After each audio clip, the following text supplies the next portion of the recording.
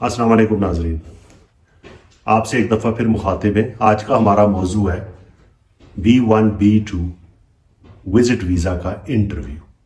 देखें, हमने पिछली नशिस्त में DS 160 के बारे में आपको एक कम्प्रीहेंसिव टिप्स दे दी थी कि आपने उसको किस तरह फिल करना है। एक दफ़ा फिर मेंशन कर रहा हूँ, DS 160 जितना इंपॉर्टेंट है इतना ही आपका वीज़ा इंटरव्यू इंपॉर्टेंट है। देखें, आज मैं आपको इस तरह गाइडलाइन देना चाहता हूं कि हम दो हिस्सों में B1 B2 के एप्लीकेंट को डिवाइड कर देते हैं।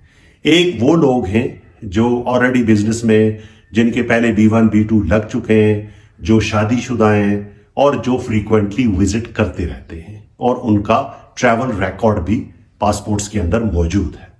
दूसरे वो लोग हैं जिनमें पहली कैटेगरी उन एप्लीकेंट्स की है जिनका वीजा B1 B2 जब स्टैंप हुआ था तो उनकी उम्र 21 साल से कम थी। अब उनकी उम्र 21 साल से ज्यादा है और अभी भी वो सिंगल है। और दूसरे वो लोग जो पहली दफा American B1 B2 visit visa apply करने जा रहे हैं। तो ये कैटेगरी एक कैटेगरी है। पहले जो है वो ऑलरेडी ट्रैवल कर रहे हैं, उनकी ट्रैवल हिस्ट्री है, उनके लिए कोई प्रॉब्लम नहीं है। दूसरी कैटेगरी जो मैंने आपको बताई है उसके अंदर आपको बहुत एहतियात के साथ विजिट वीजा अप्लाई करना है और विजिट वीजा के अंदर आपने रीजन क्रिएट करना है। हर एप्लीकेंट की अपनी अपनी कंडीशन है।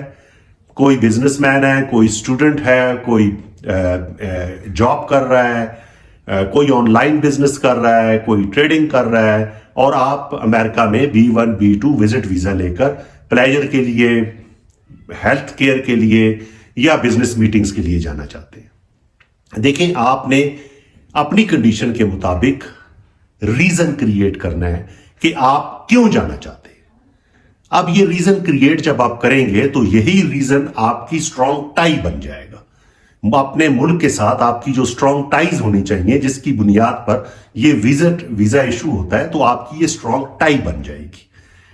देखें, मैं आपको एग्जाम्पल देता हूं।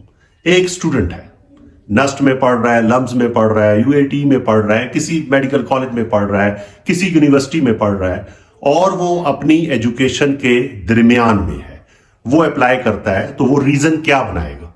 वो रीजन ये बनाएगा कि मेरे पेरेंट्स ने मुझे कहा था कि पिछले 2 सेमेस्टर में अगर आपका GPA इतने लेवल पे आया तो हम आपको फंड करेंगे, स्पॉन्सर करेंगे कि आप अमेरिका का विजिट वीजा प्लेजर्स पर्पस के लिए कर लें। अब उसके अंदर उसने ये कहना है कि अब इस पीरियड में जब मैं विजिट वीजा अप्लाई कर रहा हूं तो कॉलेज के, यूनिवर्सिटी के हॉलीडेज है, तो मैं 15 दिन के लिए, मेरे फादर या मेरे पेरेंट्स जो है मुझे स्पॉन्सर कर रहे हैं, उन्होंने प्रॉमिस किया था, तो मैं अमेरिका जाना चाहता हूं। ये क्या हुआ? आपने रीजन क्रिएट कर दिया। दूसरा ये है कि आप बिजनेसमैन हैं या आप कोई जॉब कर रहे हैं या आप कुछ भी कर रहे हैं, आप शादीशुदा हैं और आप वीजा अप्लाई कर रहे हैं अपना और स्पाउस का। जब आप अपना और स्पाउस का वीजा अप्लाई कर रहे हैं तो आपसे सवाल होगा कि आपके बच्चे, अब आपने ये कहना है कि पहली बात ये है कि हमारे बच्चे जो है वो एजुकेशन ले रहे हैं और आजकल वो फ्री नहीं है, लेकिन हमें ये फ्री वक्त मिल रहा है। एक तो एनुअल लीव है हमारी, अगर कोई जॉब कर रहा है या कोई बिजनेस कर रहा है तो वो कह सकता है आजकल लो ट्रेडिंग है, मतलब बिजनेस जो है इस साल के इस हिस्से में थोड़ा वीक हो जाता है, तो हम ये अपॉर्चुनिटी ले रहे हैं और हम मियां बीवी जो है वो विजिट करने जा रहे हैं। देखें, रीजन आपने क्रिएट कर दिया। अब आपका क्या ख्याल है? आपके बच्चे इंडिया में, पाकिस्तान में, नेपाल में, श्रीलंका में और आप जो है मियां बीवी, husband and wife America visit करने जा रहे हैं। क्या ऐसी सूरत बन सकती है कि आप वहां पे इमिग्रेशन इंटेंट के पर्पज से जा रहे हैं? नहीं। आप बच्चों को यहां छोड़ के अमेरिका में जाके आपका कोई इरादा नहीं होगा इमिग्रेशन इंटेंट का।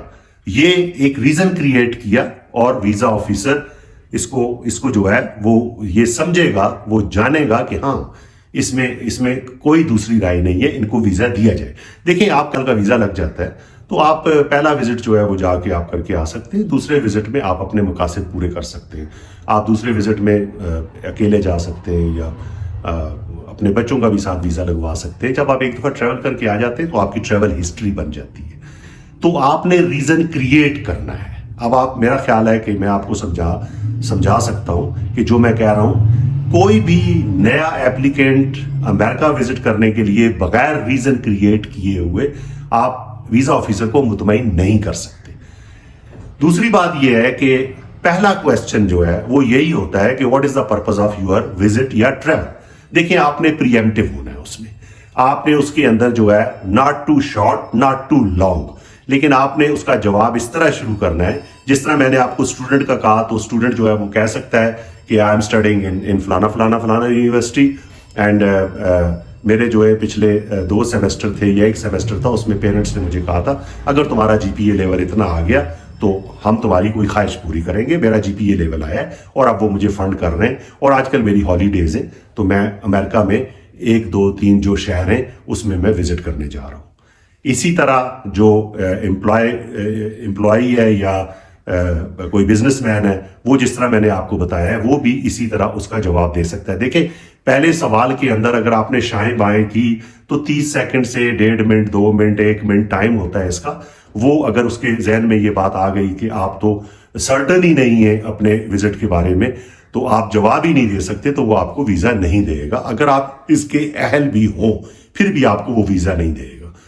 अब एक सवाल का मैं आपको जवाब देता चलूं। बहुत से मेरे बहन भाइयों ने पूछा है मुझसे कि हमारा फाइनेंशियल स्टेटस जो अपने मुल्क में है वो कैसे हमारी स्ट्रॉन्ग टाइज बन जाती हैं।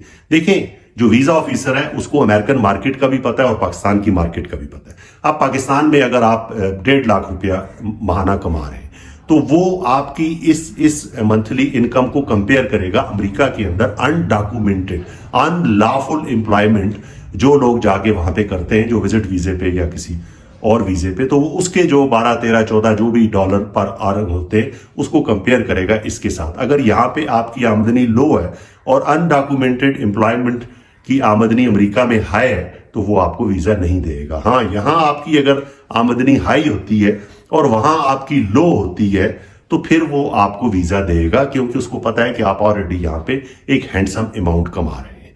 तो मेरा ख्याल है आपकी समझ में ये बात आ गई होगी। एक और अनाउंसमेंट मैं करता चलूं जो बहुत इंपॉर्टेंट है।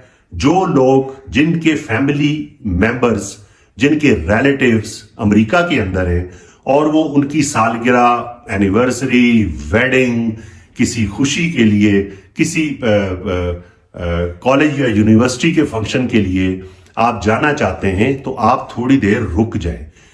B1 B2 के बाद B3 कैटेगरी जो है वो इंट्रोड्यूस हो रही है।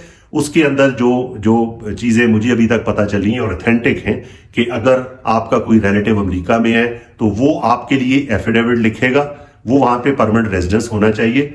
वो आपके लिए एफिडेविट लिखेगा कि मैं इनको अमेरिका में बुलाना चाहता हूं, इस फैमिली को या इतने लोगों को, इनका मेरे साथ ये रिश्ता है, मैं इनके फाइनेंशियल जो सारे मैटर्स हैं उसको भी सपोर्ट करूंगा और आपको 90 डेज का अमेरिका का वीजा मिलेगा, श्योर शॉट मिलेगा। और उसके अंदर कंडीशन ये है कि अगर आप वहां पे ओवर स्टे हो जाते हैं तो वो जो आपका रिलेटिव है उससे आइंदा ये सहूलत छीन ली जाएगी। मतलब वो आइंदा किसी भी रिलेटिव को अमेरिका में नहीं बुला सकेगा। तो ये जेन्युइन लोग, जेन्युइन एप्लीकेंट्स जो अपने रिलेटिव्स को मिलने के लिए अमेरिका जाना चाहते हैं, उनके लिए बहुत शानदार अपॉर्चुनिटी आ रही है। तो आप इससे फायदा उठाएं। और अभी आप बेशक B1 B2 इस कैटेगरी के लोग जो रिलेटिव्स को मिलने जाना चाहते हैं, आप अप्लाई ना करें। इसकी लेजिस्लेशन जो है वो हो गई है और ये अभी इंट्रोड्यूस हो रहा है वीजा। तो मेरा ख्याल है कि वीजा इंटरव्यू के बारे में शॉर्ट लेकिन मैंने एक बड़ी कंप्रिहेंसिव बात आपको बता दी है। आपने रीजन क्रिएट करना है, अपनी कंडीशन के मुताबिक आपने रीजन क्रिएट करना है। और ये कभी किसी ने आपको नहीं बताया होगा, मैं नहीं समझता कि ये इतनी डेप्थ में जाके किसी ने इतनी अहम टिप्स दिए होंगे। आप इस पे अमल करें और श्योर शॉट आपका अमेरिका का विजिट वीजा लगने के बहुत चांसेस है। एक दफा फिर कहता चलूं, DS 160 जितना इंपॉर्टेंट है इतना ही आपका वीजा इंटरव्यू इंपॉर्टेंट है। आपने अपना कॉन्फिडेंस लेवल जो है उसको थोड़ा सा हाई रखना है और उसके बाद आपने सवाल का जवाब जो है भरपूर तरीके से देना है। आपने आंखों में आंखें डाल के जवाब देना है। तो यकीनन आप मुतमईन कर सकेंगे वीजा ऑफिसर को कि आपका वीजा वो अप्रूव करें। जहां भी हैं खुश रहें।